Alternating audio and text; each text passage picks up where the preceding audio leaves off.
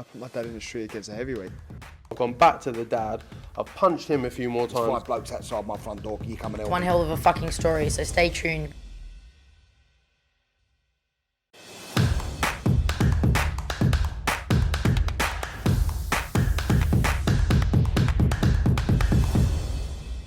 This is KUGAN CASSIUS for IFL TV, proudly sponsored by Everlast. We're in Liverpool here for the Boxer and Sky Sports Show. I'm joined by promoter Ben Shalom.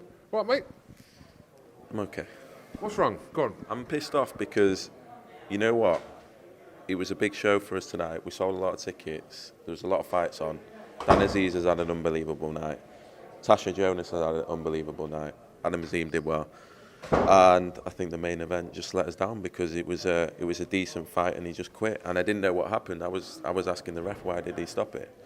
But I think it's quite clear from watching it back that he was quit. Right, let's address these two. Spoke to Liam Smith just now, spoke to Johnny Nelson also. Johnny Nelson said that he believed he dived and quit. Talking to Liam Smith, it's not Liam Smith's fault because obviously he's not in control of actually how the fight ends. It's frustrating because he wanted a clean, the rounds and a clean finish, but he didn't get that. So first of all, Johnny Nelson's comments that he believes that he dived and quit. I think he definitely didn't want to be in there. He was doing well. He's a dangerous guy. I was speaking to Paul Smith before the fight.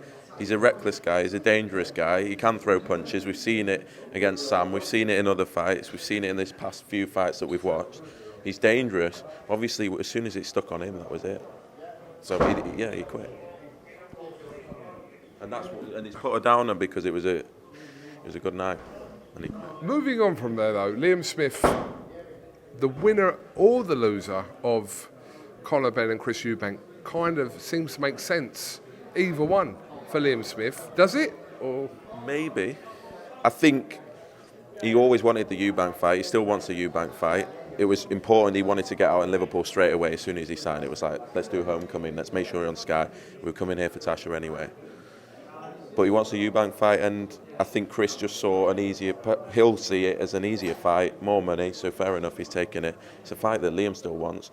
But he wants anyone. Like the names he's coming out with, he'll take anyone. Like any world title, anything. Like he's at that level now, and he wants that fight. He's had this fight back, and expect to make that in the next couple of months. But yeah, Eubank's one of those names that he'll jump in straight away. not just the level, but also the age Liam Smith's at. He needs these fights kind of now. He is. I mean, he is almost having an Indian summer though. Like with Kurbanov, I think he won out in Russia. Fowler, Vargas just showed his levels. So I think he's I think he's in his prime. I think he's a young 34-year-old. But yeah, now is the time. He knows that. He wants the big fights. He said no to. We've gone through names and we've got 3 or 4 that he can fight next. He said he doesn't say no to anything. Let's talk about some of the other undercard. Obviously, Natasha Jonas, Fraser Clarke, Adam Azeez. Yeah, your reaction to, and also, sorry, Dan Azeez as well. Dan Azeez. Yeah, first of all, for Tasha Jonas, that's one of our, obviously we've been doing it 10 months, 12. This is, our first show was October 2nd last year. And the first thing she said to us is she needs to become a world champion. She always never had that opportunity. We went up to 154, did that in Manchester. Everyone was criticising it. Why are you going up 3 weights? Is that even a real opponent? All the rubbish. And then she's fought a genuine WBC world champion, unbeaten in 15, that wiped the floor with Hannah Rankin, who she was supposed to fight, and that just shows how talented she is. So I'm just, to be honest with Tasha, just glad to see her right at the end of her career, earn the money that she should, achieve the things that she always should have, and it's incredible. And maybe now she'll move down in weight and become a multi-weight world champion. And then Dan Azeez. Dan, to be honest, I thought we were looking at different fights, and we actually wanted for him. He's gone tough fight.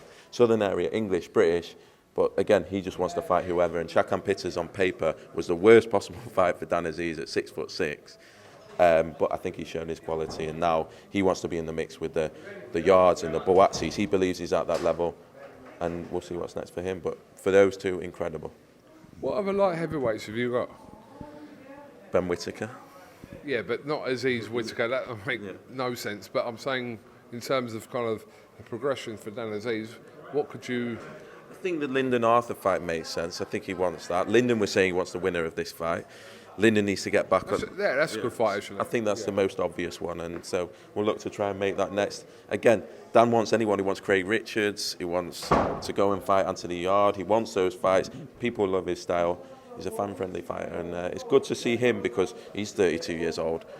You talk about age. Liam Smith's at least he's had an unbelievable career. Dan Azeez has had to do it the hard way, and he's just getting to the end now at 32 and getting to that level. So, yeah, big fights for him next. Let's talk about Fraser Clarke. Is it fair to say, listen, we'll talk about Fraser Clarke's performance, but also, next time out, you could stick Fraser Clarke in with someone a little bit more lively, I want to be honest on this thing, because we're getting a lot of criticism for this. One, it's his third fight, right?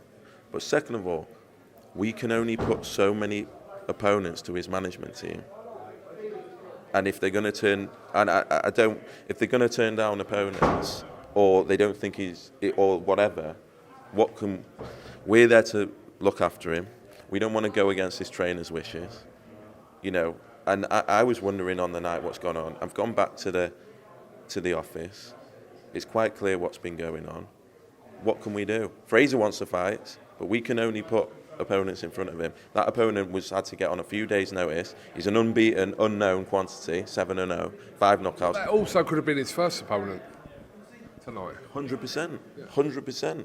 But what can we do if we're offering opponents that we think he should be taking and they're being turned down? And that's not Fraser turning him down. But anyway, we'll move on. But this is a compliment to Fraser, to be fair, because obviously we know. In his third fight, but we know that the level of opponents he's fighting, he's way beyond that. Way above. Yeah. Listen, I'm frustrated. I had to pay for it.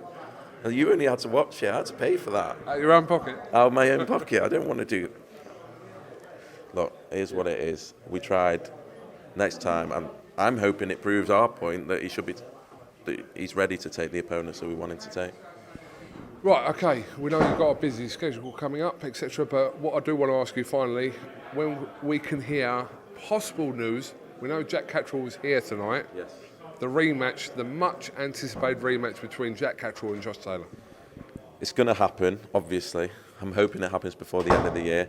Look, Josh wants it. Fair play to Josh. He's vacated every single title. He didn't need to do that. We thought he was going to go up in weight. He wants to fight. When both fighters want the fight, it's going to happen, isn't it? So it's a matter of time. I think get Shields Marshall out of the way and then hopefully we can announce it. In Scotland? I think it goes to the biggest arena possible, and that's the MEN or something like that, but we'll see. Okay, fair enough. Well, next week, huge week for boxing, women's boxing, Sky Sports, etc. with Shields Marshall, Michaela Mayer and Baumgardner, and yeah, you're going bold with putting on a whole women's card. Fair play. Yeah, I think Shields Marshall was one of those fights that could have stood on its own. Always in the past, it's been like, okay, it's a women's unification, but let's make sure we stick a heavyweight on the undercard. Let's make sure we put a middleweight world championship men's fight on the undercard to make sure that it stands on its own 2 feet. This stands on its own 2 feet. It's a massive event. It's a massive fight. It's got a massive co-main event. It's got Lauren Price. It's got Caroline DeBrow. It's got Carrie Sarti installed on the undercard. It's more to try and show that the sport has moved to such a point, not just women's boxing, but boxing is now at such a point that we're able to put on a card like that. And I think it's going to be massive next week. Look forward to it. September 10th at the O2, obviously. Did you call me out earlier? KUGAN wants to fight me. Whoa. You said you wanted to fight me. I'll happily accept if you want to go down that route. Misfits boxing. Look, Sky Sports boxing. Sky Sports boxing on an undercard. Look, I think I'd have you. You're 42. I'm 28. But you're a lot bigger. I'm 41. Than me. You're 41. Sorry. We'll see. Well, look, any point in your life you want your jaw snapped for you, just let me know. We both get paid from it. Yes. Your jaw gets snapped and we both get paid. I don't think we'd be paid very much. I don't think would we be paid very much? Yes, we would. Yeah. Obviously, I'm A side. You're not even B side on this bed, by the way. I think I'm 28 years old and I'm looking at you right now, so I'm not sure. Ben, Shalom, thank you very much for to IFL TV, and we'll catch up next week. Huge week for women's boxing. Can't wait. Jonas there. Leave her alone. Leave her alone. Why? Why? Oh, she's gone anyway. Yeah. She's done it anyway. Ben, thank you very much, and we'll catch you up soon, mate.